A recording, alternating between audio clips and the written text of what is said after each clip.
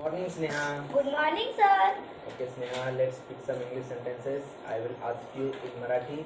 You translate it in English, okay? Okay, sir. दिवा लाव. Light the lamp. मला विश्वास बसू शकत नाही की हे घडत आहे. I can't believe this is happening. मी खूप प्रयत्न केले पण सर्व व्यर्थ गेलं. I tried a lot, but all in vain. तू माझ्याकडे का पाहत आहेस? Why are you staring at me? नेहमी नम्र रहा. Always be polite. मी इथे बसू का? May I sit here? Very good. देव जाणे कोण हे बनवलं?